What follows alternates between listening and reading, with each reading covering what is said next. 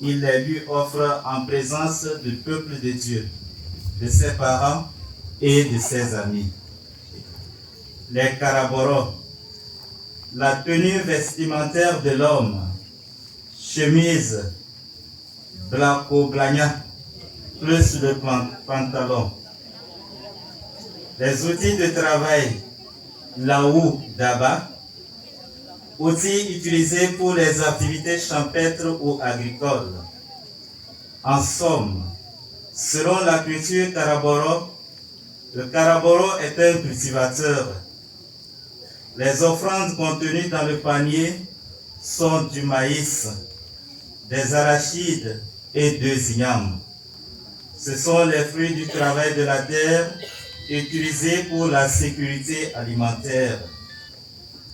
Les turkas, la tenue vestimentaire de l'homme turka, un pagne tissé appelé bumbra kula, symbole de la culture et de l'union. Le chapeau symbolise, symbole de la dignité et du respect. Le panier symbolise, symbole de prospérité, de la richesse pour subvenir aux besoins de la famille. La tenue vestimentaire de la femme, un panier tissé appelé ketiakula. La femme a quelques matériels, notamment la calebasse, qui représente le foyer rempli d'amour et de tendresse. Le canari, symbolisant la sagesse et la patience. Les perles en coris, nouées à la taille, symbolisent la richesse et la fécondité. La spatule, qui représente l'engagement de la femme à préparer et à partager les repas. La farine, qui représente la prospérité et l'abondance dans le foyer. Les Gurunsi. Le couple Gurunsi avance habillé aussi en habit traditionnel. L'homme tient de la cola, du tabac et du dolo, symbolisant l'union de sa volonté à s'engager définitivement avec sa femme. La femme porte des ustensiles de cuisine, du sumbala et du gombo pour inviter la femme Gurunsi à prendre soin de son foyer. Les Samo, ils apportent au Seigneur comme offrande le petit mille, symbolisant dans leur culture la dignité.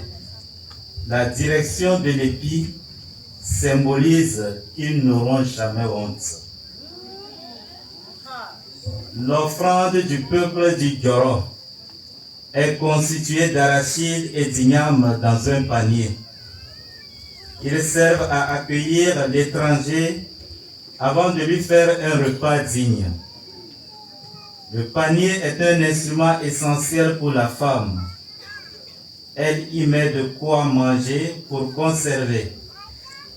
Les habits traditionnels symbolisent la richesse, la fortune. Ils sont faits à base du fil de coton produit par les braves cultivateurs.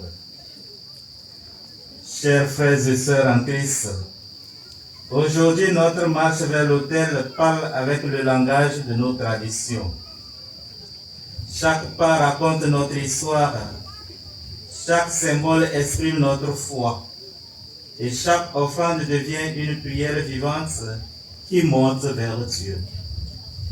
À travers toutes ces offrandes, nous offrons au Seigneur nos familles, celles en difficulté, et toutes les personnes en projet de mariage, afin que le Seigneur les bénisse, les fortifie et exauce nos supplications.